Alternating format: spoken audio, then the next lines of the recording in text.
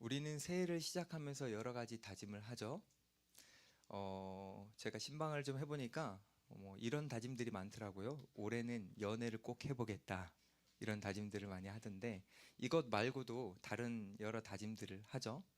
저는 여러분들이 이 새해를 시작하면서 어떤 다짐을 했을지 굉장히 궁금합니다. 그런데 혹시 여러분들도 제가 어떤 다짐을 했을지 궁금한가요? 오늘따라 반응이 좋네요. 저 네 없을 줄 알고 준비해 왔는데 큰일 났네. 그렇군요. 관심 주셔서 감사합니다. 저는 올해를 시작하면서 여러 가지 다짐을 했는데 그 중에 하나가 뭐냐면 내가 몸과 마음이 좀 더 젊어져야겠다라고 생각을 했습니다. 왜 그렇게 생각했을까요? 맞아요. 제가 청년부를 왔기 때문에 여러분들과 조금 더 친밀하게 소통하고 싶어서 조금 더 젊어져야겠다라고 이렇게 다짐을 했습니다. 사람마다 다짐은 다 다르겠죠? 그런데 우리 모두가 공통적으로 다짐하는 것이 있습니다. 예수님을 믿는 사람이라면 이 다짐은 꼭 하거든요. 새해 시작할 때. 그게 뭐냐면 올해는 하나님의 인도하심을 더 받고 싶다. 하나님의 뜻에 따라 하나님의 인도하심대로 살아가고 싶다 하는 다짐은 우리 모두의 공통적인 다짐입니다. 그렇죠? 근데 문제는 뭐냐면 요 다짐은 있는데 정말 하나님이 우리를 어떻게 이끌어 가시는지 잘 몰라요. 하나님의 뜻을 잘 구별 못하고 하나님의 일하시는 방법 자체를 잘 모릅니다. 그래서 어떻게 하나님이 우리를 인도하시는지를 모르다 보니까 그것에 관심이 많아요. 여러분들도 여기에 관심 있나요? 그래서 오늘 그리고 다음 주 두 번에 걸쳐서 저는 하나님이 우리를 어떤 방법으로 인도하시는지를 나누려고 합니다. 다음 주에는 광야와 같은 삶을 살아가는 우리들을 하나님이 어떻게 인도하시는지, 그리고 오늘은 새로운 출발을 하는 우리들을, 하나님의 백성들을 하나님이 어떻게 인도하시는지 그것을 나눠보려고 합니다. 이 나눔을 위해서 지난 시간 말씀을 한번 기억해 볼 필요가 있는데요. 우리 오늘 처음 오셔서 지난 시간 말씀을 못 들어본 분들도 괜찮습니다. 잠깐 짧게 한번 요약해 볼게요. 지난 시간에 동방 박사들이 아기 예수님을 경배하기 위해서 찾아왔습니다. 그런데 그 지역을 잘 몰라서 헤롯에게 갔었고, 헤롯은 아기를 찾으면 본인에게도 알려달라라고 이야기를 했습니다. 왜 그랬냐면 자기가 위협이 될 것 같아서 죽이려고 그랬던 거죠. 그 아기 예수님을 죽이려고. 이걸 모른 채 동방 박사들은 아기 예수님을 만나게 되었고, 그곳에서 우리가 들었던 것처럼 황금과 유황과 몰약을 예수님 앞에 드리고 경배한 후에 헤롯에게 가지 않고 하나님의 인도하심을 받아서 고국으로 돌아갔습니다. 그렇죠? 요게 지난 시간의 짧은 요약입니다. 그런데 이 상황을 헤롯 입장이나 일단 동방박사 입장에서 보지 말고 오늘은 요셉과 마리아의 입장에서 그 상황을 한번 생각해 보면 요셉과 마리아는 굉장히 흥분되고 행복했을 겁니다.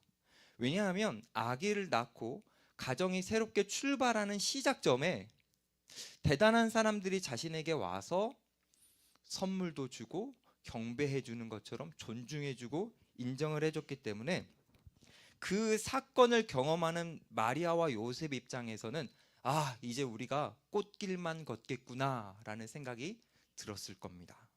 저는 청년 2부 오늘 이 예배에 처음 오신 청년들, 새가족이나 아니면 처음 일에서 올라온 우리 지체들이 여러분들의 인생 속에서 꽃길만 걸었으면 좋겠습니다. 아멘이 없군요. 여러분들 괜찮아요? 그런 길 안 걸어도? 꽃길만 걸었으면 좋겠는데 전제가 있어요. 꽃길을 걸을 수 있는 방법은 딱 하나인데 그건 뭐냐면 여러분들이 예수님을 믿고 구주로 받아들여서 그분을 왕으로 삼고 살아가면 반드시 여러분들의 인생길은 꽃길이 됩니다. 왜냐하면 예수님께서 여러분들을 그런 꽃길로 만들어 주시기 때문입니다. 그런데 우리는 분명히 예수님을 믿고 예수님을 의지하면서 살아가는 것 같은데 때로는 내 인생길이 꽃길이 아닌 것처럼 느껴질 때가 있어요. 심지어는 아자 파이팅! 2024년 내가 이렇게 한번 살아보겠어 라고 해가지고 각오도 하고 다짐도 하는 그 처음 출발부터 우리 인생길에 어려움이나 고난이 찾아올 수도 있습니다. 성경에 나오는 요셉과 마리아도 그랬어요. 분명히 동방 박사들이 오고 선물 주고 했을 때는 이제부터는 꽃길만 걷겠구나 라고 생각했는데 얼마 지나지 않아서 갑작스럽게 위기를 만나고 예상치 못했던 위험을 만나게 됩니다. 오늘 본문의 13절 말씀을 한번 볼까요? 그들이 떠난 후에 주의 사자가 요셉에게 현몽하여 이르되 헤롯이 아기를 찾아 죽이려 하니 일어나 아기와 그의 어머니를 데리고 애굽으로 피하여 내가 네게 이르기까지 거기 있으라, 이렇게 말씀에 나와 있습니다. 여기에 나온 헤롯이라는 인물은 우리가 지난주에 살펴봤던 것처럼 일단 본인이 아기를 죽이려고 했는데 동방 박사들이 자기를 속였다라는 것을 나중에 깨달았어요.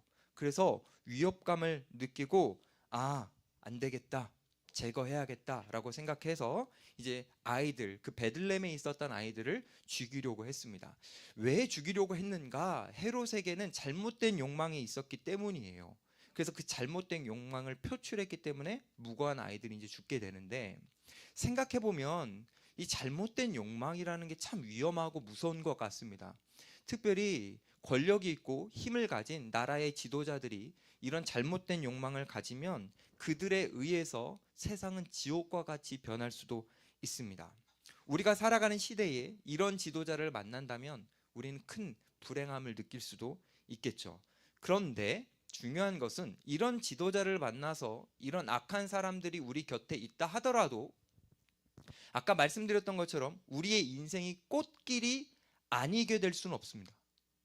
무슨 말이냐면 우리가 악한 지도자를 만나고 우리가 잘못된 리더를 만난다 하더라도 그들이 우리의 인생길의 꽃길을 방해하거나 가로막을 수 없고 우리의 꽃길을 황량한 길로 바꿀 수 없습니다. 왜냐하면 우리를 지도하는 지도자는 사실 우리 눈에 보이는 이 시대의 사람이라는 지도자가 아니라 그들 위에서 역사하시고 주관하시는 우리의 선하신 하나님이시기 때문입니다. 그 하나님께서 우리의 삶을 주관하시고 인도하시기 때문에 우리의 삶이 꽃길에서 다른 길로 변하지 않는 거죠. 그분이 우리의 삶을 꽃길로 주시기로 결단하셨다면 우리의 삶에 만나는 다양한 어렵고 불편한 사람들의 관계 속에서도 우리는 그 꽃길이 변경되지는 않는 겁니다. 특별히 우리를 인도하시고 주관하신 이 하나님이 우리를 보호하십니다. 헤롯이 아기 예수를 찾아서 죽이려고 했지만 하나님께서 안전하게 아기 예수님을 보호해 주셨던 것처럼 하나님이 여러분 한 사람 한 사람을 주목하시고 여러분들을 보호해 주십니다. 그래서 헤롯이 아기 예수에게 손댈 수 없었던 것처럼 사실 여러분들 주변의 악한 세력이나 악한 지도자도 여러분들을 손댈 수 없습니다. 왜냐하면 여러분들은 세상이 손이 닿지 않을 하나님의 손 안에 있는 존재들이기 때문입니다. 여러분들이 바로 그런 존재예요. 하나님은요, 요셉의 가정을 보호하셔서 애굽으로 인도하셨습니다. 여러분 궁금하지 않아요? 왜 굳이 애굽으로 인도하셨을까? 표면적인 이유를 한번 생각해 보면 애굽이라는 지역은 헤롯의 통치 영역에서 벗어난 그냥 가까운 지역입니다. 그리고 특별히 그 당시에 애굽인과 유대인들은 상호 조금 좋은 관계를 맺고 있어서 우호적이었기 때문에 이 헤롯의 영향력을 피해서 간다면 너무나 당연하고 자연스럽게 애굽으로 가는 게 맞습니다. 애굽에는요 아예 유대인 공동체가 따로 있을 정도로 그냥 그곳으로 가는 것이 자연스러운 일이었습니다. 자, 이 요셉과 마리아가 헤롯이라는 영향력을 피해서 애굽으로 가는 선택이 자연스러웠을지라도 요셉과 마리아 개인을 보면 그들이 애굽으로 가는 것이 자연스러운 일은 아닙니다. 왜냐하면 달랑 이 두 사람이 가는 게 아니라 태어난 지 얼마 안 된 아기를 데리고 가야 했기 때문입니다. 이거는 쉬운 일이 아니에요. 여러분 아기 키워봤어요? 못 키워봤죠? 난 키워봤어. 물론 제 아내가 키웠지만 아기 그 갓난아이를 데리고 이렇게 다니는 거 생각보다 어렵습니다. 정말 불편한 일이에요. 그리고요 베들레헴에서 애굽까지는 한 130km 정도가 되는데 여러분들에게 130km는 쉬운 길이겠지만 이 당시에 마차도 없이 그냥 걸어가야 할, 그리고 그 응애응애할 아기를 안고 가야 할 부모 입장에서는 사실 이 거리가 굉장히 먼 거리고 부담되는 곳이었습니다. 그리고 제가 생각했을 때 요셉과 마리아는 애굽을 한 번도 가보지 않았을 것이라고 추정하기 때문에 한 번도 가보지 않고 한 번도 해보지 않은 일을 한다라는 거, 그것 자체가 부담이었을 겁니다. 우리 청년 일부에서 올라온 분들, 여러분 청년 2부 올라올 때 부담이었어요? 부담이 아니었어요? 말 못하는 거 보니까 부담인 거예요. 청년 2부들 잘 기억해 주세요. 잘해줘야 됩니다. 가보지 않은 곳을 간다라는 거, 해보지 않은 것을 해본다라는 거, 이것 자체가 부담입니다. 그리고 어떻게 보면 청년 1부에서 청년 2부 올라오는 이 거리가, 본당에서 여기 오는 거리가 베들레헴에서 애굽 가는 130km보다 멀게 느껴질 수도 있었어요. 그렇죠, 여러분? 아, 그랬다간 큰일 나죠. 이렇게 했다가 눈치도 보이고. 좋아요. 그리고 요셉과 마리아가 애굽으로 갈 때 어떤 부담도 있을 것 같냐면 말이 안 통하잖아요. 언어가 다르잖아요. 우리 청년 1부에서 청년 2부 올라올 때 선배들이랑 말이 안 통해서 좀 부담되죠? 잘하고 있습니다, 지금. 이렇게 끄덕이면 안 되고, 잘하고 있어요. 오케이, 부담될 수 있죠. 그런데요, 그럼에도 불구하고 여러분들이 긴장감과 부담감을 다 버릴 수 있는 이유는 여러분들은 그냥 온 게 아니라 하나님이 인도하셔서 온 것입니다.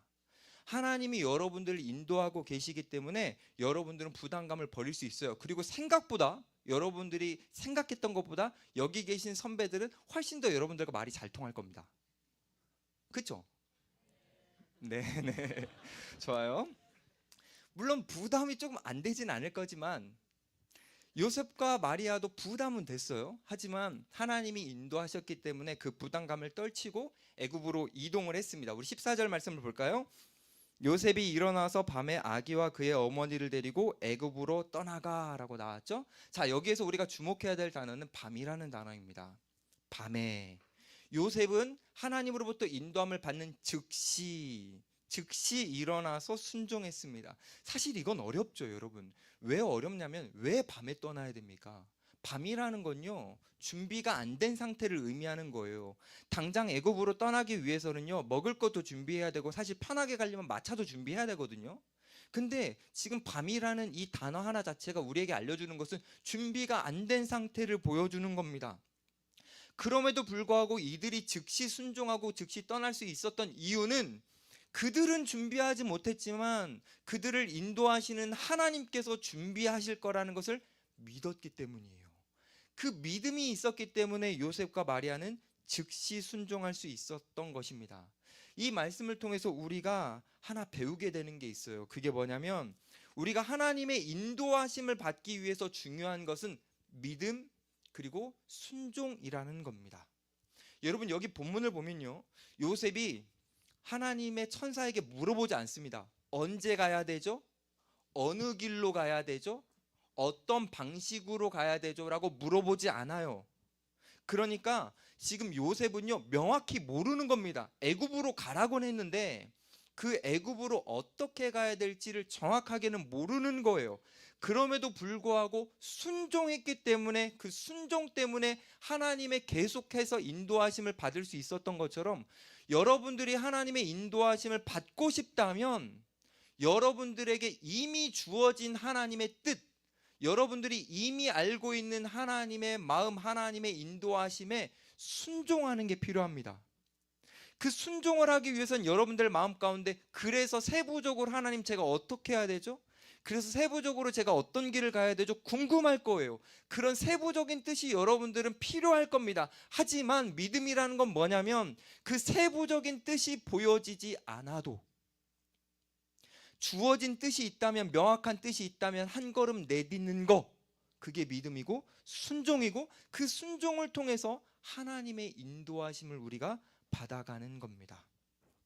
여러분, 혹시 여러분들에게 순종을 주저하게 하는 마음이 있다면, 순종을 못하게 할 이유들이 여러분들에게 있다면 그것을 내려놓고, 특별히 나는 여전히 준비 안 됐는데 라고 생각하면서 준비 안 된 자신을 바라보는 그 시선을 내려놓고 그냥 하나님 한 분 딱 믿어보고 하나님을 신뢰하면서 여러분들 모두 다 한 걸음 한 걸음 나아갔으면 좋겠습니다.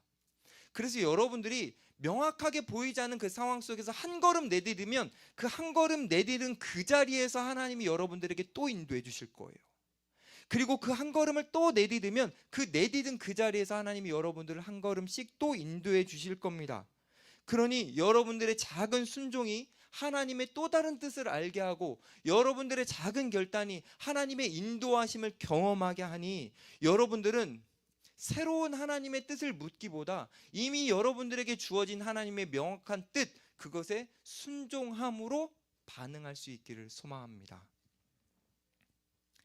하나님이 순종하는 사람을 어떻게 인도하시고 어떻게 보호하시는지 제가 소개하고 싶어서 전설을 하나 여러분들에게 말씀드릴 건데 괜찮나요? 전설입니다. 전설. 요셉의 가정이 애굽으로 떠날 때에 헤롯이 철저하게 추적을 했다고 해요. 그래서 요셉의 가정이 요리 피해 저리 피해 이렇게 막 피신하다가 어느 순간에 이제 굴에 들어가게 되는데, 굴에 들어가서 피신했던 그때 그 굴 어귀에 거미가 한 마리 있었다고 합니다. 그래서 하나님의 역사하심을 통해서 이 거미가 거미줄을 엄청 친 거예요. 그래서 준비 안 된 상태로 굴에 갔기 때문에 추울 수 있었는데 그 거미줄 덕분에 요셉과 마리아는 추위를 막을 수 있었고, 더 중요한 거, 헤롯의 군대들이 거기까지 수색을 왔다가 거미줄이 쳐 있는 굴 어귀를 보고 당연히 여기는 사람이 들어가지 않았을 거라고 생각을 해서 그곳을 수색하지 않고 갔다라는 전설이 있습니다. 믿든지 말든지. 근데 이 전설 때문에 여러분, 우리가 크리스마스 트리에 보면 금줄, 은줄 달죠. 이게 바로 그 거미줄을 의미하는 겁니다. 보호하셨던 그 줄. 믿든지 아니 믿든지. 사실 이게 전설이라 제가 명확하게 이게 맞다라고 틀리다라고 말할 수는 없지만, 근데 제가 분명하게 여러분들에게 말씀드릴 수 있는 건 있어요. 그게 뭐냐면 하나님은 순종하는 여러분들을 반드시 보호하십니다. 여러분들 인생에 거미줄이 쳐지는지 안 쳐지는지를 여러분들이 느낄 수도 있을 수 있고 못 느낄 수도 있지만, 하나님은 은혜의 줄을 여러분들의 인생 가운데 쳐주셔서 여러분들이 알지 못하는 보호막을 쳐주셔서 여러분들을 보호해 가십니다. 믿어지시나요? 하나님은 여러분들을 정말 보호하십니다. 누군가는 오늘 말씀을 보면서 이렇게 생각할 수 있어요. 아니, 하나님이 정말 보호하시려는 의지가 있으셨다면, 그리고 하나님이 전능하신 분이라면, 그러면 굳이 왜 애굽으로 보내시면서 보호를 하시는가? 베들레헴에 있을 때 그 장소에 있으면서도 보호해 주실 수 있지 않은가? 왜 굳이 애굽으로 고생스럽게 이들을 보냈어야 했을까? 이런 의문을 가질 수도 있어요. 이것과 비슷한 의문이 우리들에게 있을 수도 있는데 이런 겁니다. 아니, 하나님이 우리를 보호하신다면 왜 우리의 인생에 고생스러운 일들이 생기는가? 고생스러운 일들이 생기지 않고 보호해 주시면 안 되는가? 왜 내 인생에 고생스러운 일들이 생겨서 정말 하나님이 나를 보호해 주시는지 때로는 의심이 생기고, 정말 하나님이 나를 사랑하시는지 때로는 그런 의문이 들게 하실까? 고생스러운 일 자체가 안 생기게 하시면 안 되는가? 라는 생각을 할 수도 있죠. 이런 질문과 의문에 답을 주듯이 하나님께서는 요셉의 가정을 왜 애굽으로 이끌어 가셨는지를 알려주십니다. 자, 15절 말씀 볼까요? 헤롯이 죽기까지 거기 있었으니 이는 주께서 선지자를 통하여 말씀하신 바 애굽으로부터 내 아들을 불렀다 함을 이루려 하심이라. 여러분, 이렇게 읽어보면 이해가 안 되죠? 이게 무슨 이유지? 라는 생각이 들어요. 저만 그런가요? 자, 우리는 이 말씀을 이해하기 위해서 이 말씀 속에 있는 아들이라는 단어를 우리가 생각해 봐야 됩니다. 우리가 구약 성경을 보면 하나님께서는 이스라엘 전체를 표현하실 때에 내 아들이란 단수로 사용하십니다. 전체를 표현하실 때에. 그래서 출애굽하는 과정에서 그 사건을 하나님께서 말씀하실 때에 하나님 이렇게 말씀하세요. 내 아들을 애굽에서 불러내었다. 애굽의 난민이었던 그들을, 내 아들을 애굽에서 불러내었다. 하나님이 이렇게 표현하십니다. 자, 아들이 이런 의미입니다. 그런데 지금 우리가 읽었던 이 15절 말씀은 호세아서 11장 1절 말씀을 인용한 거예요. 그래서 우리는 호세아서의 말씀의 문맥을 조금 알아볼 필요가 있는데, 여러분 호세아서 읽어보셨어요? 호세아서에서 이 11장 1절의 말씀의 의미를 제가 조금 해석해 보면 이런 겁니다. 하나님이 호세아서를 통해서 이렇게 말씀하시는 거예요. 내가 이스라엘 백성들, 다시 말해서 내 아들을 애굽에서 난민으로 있을 때에 불러내어서 그들에게 은혜를 베풀었는데, 그들을 정말 사랑해 줬는데 그들은 나를 사랑하지 않았다. 내 아들은 나를 사랑하지 않고 나를 배신했다. 그들은 우상 숭배할 만큼 나를 배반했다. 그들은 나를 배반하여 그들은 잘 먹고 잘 살 수 있다라고 착각하는 애굽으로 다시 돌아갔다. 이게 바로 호세아서의 문맥입니다. 자, 그럼 여러분, 이게 예수님이 애굽으로 간 이유래요. 이 호세아서 말씀이. 그럼 이거 어떻게 연결하면 되는 거죠? 요셉의 가정이 애굽으로 간 이유가 바로 지금 제가 말씀드렸던 이 호세아서의 문맥이래요. 자, 제가 여러분들의 눈이 그래서 뭔 소리를 하려고 빨리 해봐요 라는 눈을 갖고 계시니까 제가 한번 해볼게요. 자, 예수님이 왜 지금 애굽으로 가셨어야 됐는가, 이런 의미입니다. 하나님의 아들이, 다시 말해서 이스라엘 백성들이 하나님을 버리고 애굽으로 다시 돌아갔는데 그들을 포기하고 싶지 않았고 그들을 여전히 사랑하셔서 그들과 같이 독생자인 예수님을 하나 되게 하시려고 예수님을 의도적으로 애굽으로 보내신 겁니다. 그래서 애굽에서 예수님이라는 그 독생자인 하나님의 아들이 우리로 표현될 수 있는 하나님의 아들들과 같은 취급을 받을 수 있도록 하나님께서는 의도적으로 예수님을 애굽으로 보내신 거죠. 이걸 조금 더 다르게 이렇게 표현해 볼게요. 하나님은 예수님을 우리와 같은 자리에 있게 하시려고 예수님을 애굽으로 보내셨다. 하나님이 우리와 예수님을 한 묶음으로 만드시려고 애굽으로 보내셨다. 이걸 다시 말하면 예수님이라는 분을 애굽으로 왜 보내셨느냐면 우리가 애굽이라는 곳에 있어서 그곳에서 비난받을 때에 예수님이 우리와 함께 비난받으시려고 애굽으로 가셨다. 예수님이라는 분은 사실 비난받을 행동을 하시는 분도 아니고 비난받을 분도 아닙니다. 하지만 우리와 함께 비난받도록 작정하셔서 의도적으로 애굽으로 가신 겁니다. 이거를 여러분들이 많이 들어봤을 표현으로 한번 해볼게요. 죄와 상관없는 분이 죄인처럼 취급을 받기 위해서 이 땅에 오신 것처럼 그 의도를 가지고 예수님은 애굽으로 가신 겁니다. 그게 이유예요. 자, 제가 여러분들에게 한 예시를 한번 들어볼게요. 그럼 더 여러분들이 이해를 잘 하실 것 같아요. 예시니까 제가 만들어낸 겁니다. 이 인물은 이름이 남청이에요. 남청. 왜 남청으로 정했냐면 그냥 남서울 청년 2부, 그래서 남청이로 정했습니다. 이 남청이라는 청년이 아주 못된 파렴치한 짓을 했습니다. 근데 이게 드러나 버렸어요. 발각됐어요. 그래서 뉴스에 나와 버렸습니다. 너무 큰 잘못을 했기 때문에 뉴스에 나와서 사람들이 거기에다가 막 댓글로 막 욕을 하고 막 비난을 하기 시작합니다. 그러다가 누가 그 사람이 신상을 올려버렸어요. 그래가지고 사람들이 이제 그 신상을 알고 사람들의 그 비난이 이 사람이 다니고 있던 남서울교회로 와가지고 남서울교회도 비난하고 여기에서 비난을 멈추지 않고 이 사람이 살고 있는 집까지 찾아가서 사람들이 막 비난을 합니다. 그런데 이 남청이와 결혼하려고 준비하고 있었던 사람이 있었어요. 교제하고 있었던. 여러분, 이 교제하고 있었던 이 사람의 마음은 어떨까요? 지금 자기가 결혼하려는 이 남자가 죄가 발각돼 가지고 정말 모든 국민으로부터 다 막 정죄를 받고 막 지탄을 받고 있어요. 그러면 결혼하려고 했던 그 사람 마음은 어떨까요? 막 그 죄로 인해서 막 분노가 생기고, 그쵸? 왜 그런 죄를 지어가지고 하면서 막 화도 생기고. 그런데요, 그거 아세요? 정말 그 사람을 사랑하면요 끊을 수가 없어요. 진짜 사랑하면 죄는 진짜 미운데 그 사람은 미워지지 않아요.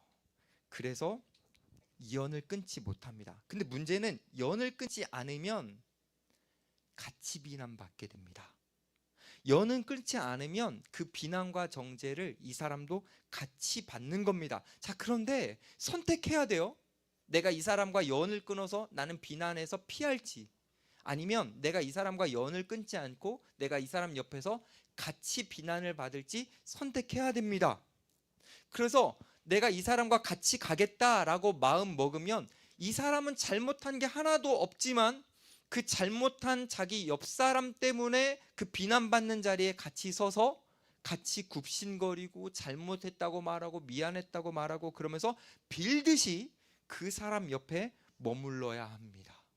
자, 이게 바로 예수님이 이 땅에 오신 이유고, 이게 바로 예수님이 애굽으로 가신 이유입니다. 우리는 죄로 인해서 정죄받고 비난받을 존재예요. 저와 여러분들은. 그런데 예수님이 우리와 연을 끊지 않고 예수님은 우리와 함께 하시기로 작정하셨습니다. 우리가 받는 그 비난을 예수님이 같이 받으시려고 결정하셨어요. 그래서 우리 편에 서서 우리 옆에 있어 주시려고 예수님이 애굽으로 가신 겁니다. 이제 좀 이해가 되시나요? 자, 이런 차원으로 봤을 때 하나님이 여러분들을 보호해 주시는데 왜 우리에게는 고생스러운 일이 생기나 그 이유를 알 수 있는 겁니다. 물론 이 이유가 여러분들의 고생을 모두 다 포괄하는 이유가 되지는 못하더라도 그래도 우리가 하나님의 보호하심을 받고 있음에도 불구하고 애굽으로 가는 것처럼 삶이 고생스러워지는 이유는 우리도 지금 우리 주변에 고생스러워하는 그 사람들 편에 서서 그들 편이 되어 주어서 그들도 하나님의 보호하심을 받고 있다라는 것을 우리가 보여주라라는 겁니다. 무슨 말인지 한 번 더 말씀드릴게요. 우리 주변에 있는 사람들은 우리도 보호받고 있고 그 사람들도 하나님의 보호하심을 받고 있는데 그 사람들은 몰라요. 하나님의 보호하심을 받고 있는지. 그래서 우리가 고생스럽게 그들 옆으로 한 걸음 한 걸음 나아가서 그들 옆에서 그들의 편이 되어주며 우리가 받고 있는 하나님의 보호하심을 그들도 알고 누릴 수 있도록 그들의 편이 되어 주려고, 편이 되어 주라고 하나님은 우리에게 고생도 주시는 겁니다. 저는 우리 여기 있는 모든 분들이 주변에 힘들고 어려워하는 자들, 그들도 하나님의 보호하심 속에 있다라는 것을 여러분들이 그들의 편이 되어서 보여주셨으면 좋겠습니다. 왜냐하면 하나님이 우리의 삶을 통해서 그렇게 나타나기를 원하시기 때문입니다. 분명히 하나님은 우리를 보호하십니다. 근데 또 하나 분명한 것이 있어요. 그게 뭐냐면 악한 세력은 우리를 지금도 공격하고 있습니다. 우리의 생명을 빼앗으려고 공격합니다. 우리 16절 말씀 볼까요? 이에 헤롯이 박사들에게 속은 줄 알고 심히 노하여 사람을 보내어 베들레헴과 그 모든 지경 안에 있는 사내 아이를 박사들에게 자세히 알아본 그때를 기준하여 2살부터 그 아래로 다 죽이니. 지금 헤롯이 예수님을 죽이기 위해 군대를 보냈어요. 그래서 베들레헴에 있던 그 난지 얼마 안 된 아이들을 전부 살해했습니다. 2살 아래 아이들을 전부 다 죽였습니다. 이거는 정말 표현할 수 없는 너무너무 끔찍한 일입니다. 그래서 궁금해져요. 얼마나 많이 죽었을까? 여러분 궁금하죠? 저만 궁금해요? 안 궁금하면 넘어가고요. 궁금해요? 얼마나 많은 아이들이 죽었을까? 일단 학자들이 그 베들레헴에서 살았던 사람들의 인구를 일단 1000명 이하로 봅니다. 베들레헴의 인구를. 그러면 많이 잡아서 1000명이라고 하면 인구 비율로 계산해 봤을 때 2살 아이의 어린아이들은 그 1000명이라는 가정을 통해서 20명에서 30명 정도 되지 않았을까라고 추정을 합니다. 그러니까 아마도 헤롯에 의해서 죽임을 당한 어린이들은 20명 정도, 뭐 20명대 이 정도라고 이제 생각을 할 수 있죠.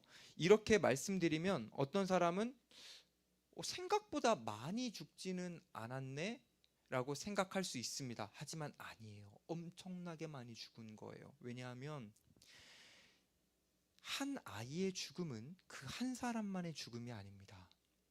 한 사람의 죽음은 그 사람을 사랑하고 있는 사람들의 죽음이기도 합니다.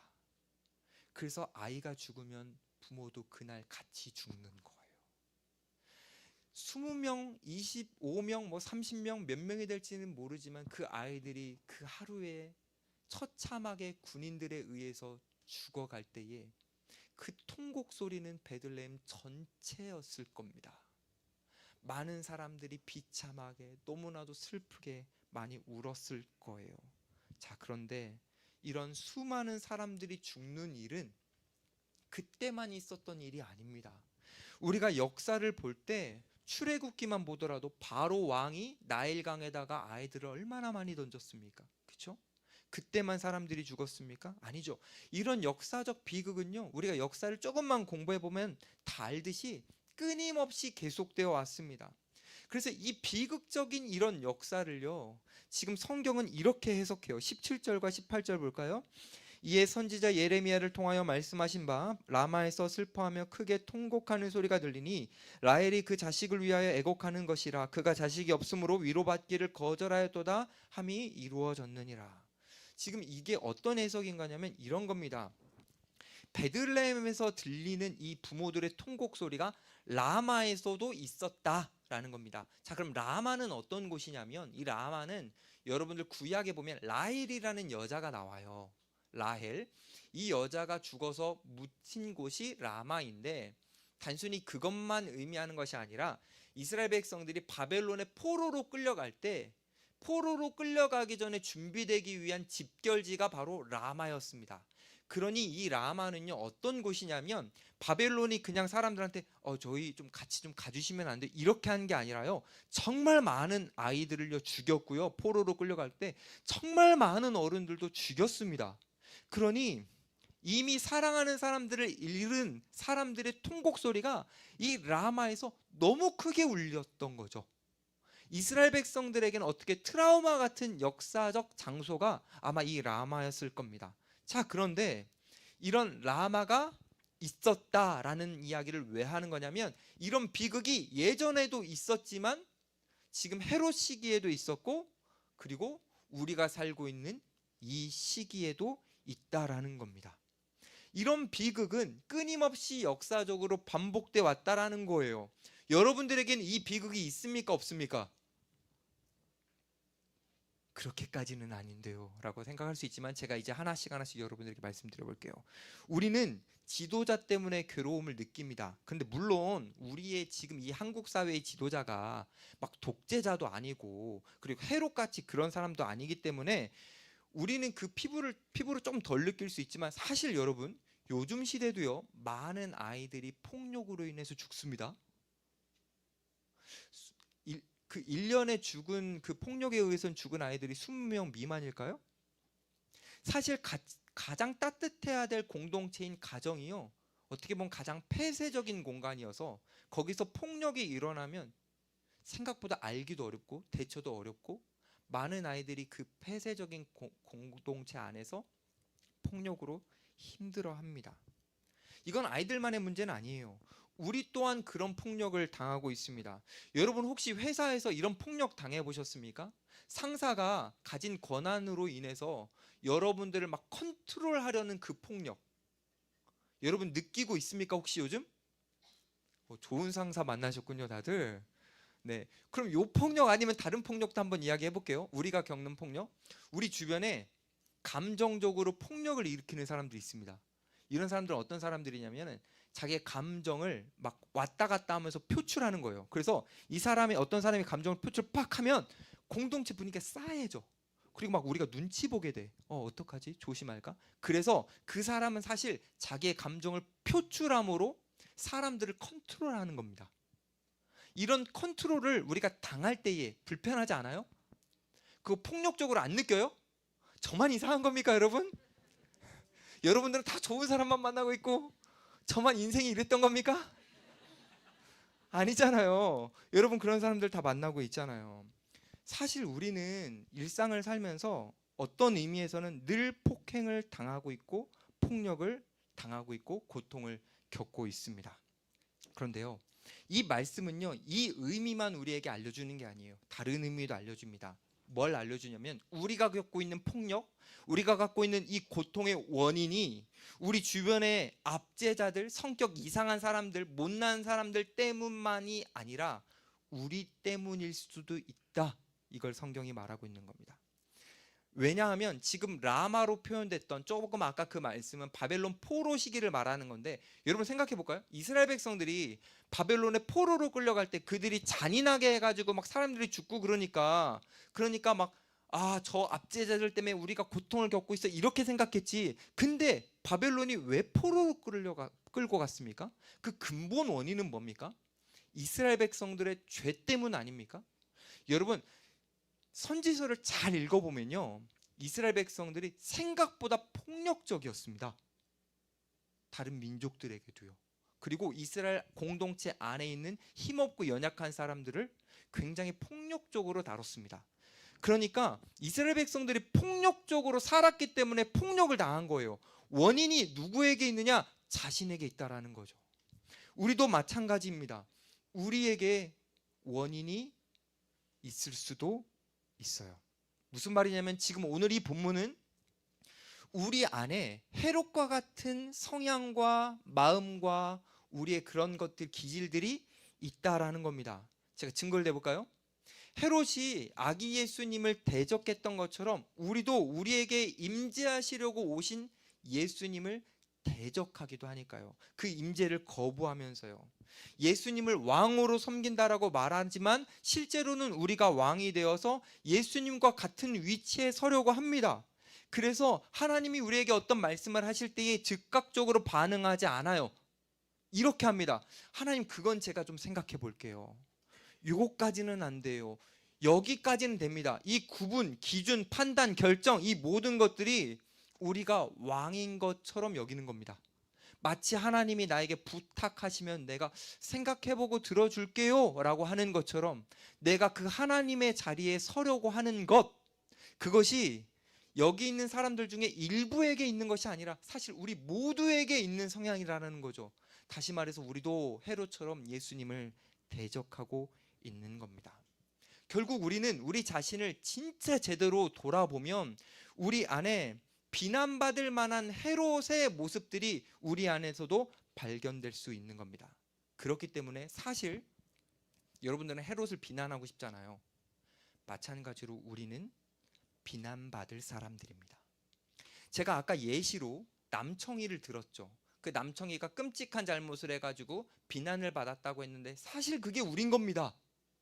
우리는 비난받을, 정죄받을 존재입니다. 자, 그런데 너무나 놀랍게도 비난받을 존재, 그리고 앞으로도 계속 정죄받을 우리 곁으로 예수님이 오셨습니다.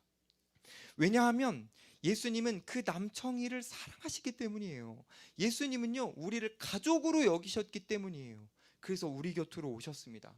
제가 아까 예시 속에서 남청이와 결혼할 사람이 그 남청이와 함께 비난받는 것을 선택했던 것처럼 예수님이라는 분은요, 우리를 신부로 여기시고요, 가족으로 여기시고요, 우리와 함께 비난받는 것을 결정하시고 선택하셨습니다. 그래서 우리 같은 신부들이 악을 행할 때 예수님은요, 내가 너와 함께 욕먹기 싫어, 나는 너와 달라, 이렇게 말씀하시는 게 아니라요, 오히려 예수님 우리 근처에 딱 오셔서요, 우리의 팔짱을 딱 끼십니다. 내가 너와 함께 할게, 내가 너가 받는 비난 내가 받을게. 예수님이 우리에게 이렇게 해주시는 거예요. 이것 때문에 우리의 팔짱을 껴주시려고 예수님이 십자가까지 걸어가시는 겁니다. 왜요? 우리가 원래 거기 가야 되거든요. 그래서 예수님이 우리의 팔짱을 끼고 우리를 사랑하셔서 우리와 함께 해주시려고 예수님이 십자가까지 가신 겁니다. 십자가에서 무엇을 당하셨죠? 여러분, 십자가에서 고통은 단순히 십자가에 못 박히는 게 아니에요. 진짜 고통은 거기에서의 조롱입니다. 비난입니다. 예수님을 향해서 침뱉고 모욕하는 거, 옷을 다 벗겨서 수치스럽게 하는 거, 이게 예수님에게는 정말 큰 고통이에요. 자, 그런데 왜요? 우리를 사랑해서 우리와 가족이 되고 싶으셔서 예수님은 그 십자가로 가셨습니다. 그 십자가가 있었기 때문에, 예수님이 애굽으로 가셨기 때문에 지금 우리 곁에 예수님이 서 계신 겁니다. 우리의 죄가 미우세요. 예수님 우리 죄를 싫어하십니다. 혐오하실 수 있어요, 우리 죄를. 하지만 그 죄는 너무너무 밉지만 우리는 미워하시지 않아요. 우리를 존재 자체로 우리를 받아주시고 우리를 사랑하십니다. 그래서 우리 옆에 계시는 거예요. 예수님은요, 여러분들에게 보여지는 끔찍한 죄, 여러분들의 실수, 이런 잘못, 이런 거 보지 않고요, 여러분의 존재 자체 그 사랑스러움만 보십니다. 그래서 여러분들에게 말씀하세요. 내가 너를 사랑한다. 내가 너와 같은 편이 돼주겠다. 내가 너와 끝까지 함께하겠다. 너의 안에 해롭과 같은 모습이 있지만 그래도 나는 너를 사랑한다. 예수님이 그렇게 말씀하시는 겁니다. 누군가는 오늘 본문을 읽으면서 불만을 가질 수도 있어요. 왜 굳이 예수님은 헤롯의 시대에 태어나셔서 베들레헴의 영아들이 학살당하고 예수님만 도망쳐야 했는가? 혼자 살아남는 거, 이게 과연 옳은 일인가? 누군가는 이렇게 질문할 수도 있습니다. 여러분들은 착해서 이런 질문 안 해봤죠? 여러분들은 이런 질문 안 하죠? 누군가는 합니다. 근데요, 예수님께서 애굽으로 가신 이유는 본인만 살겠다고 가신 게 아닙니다.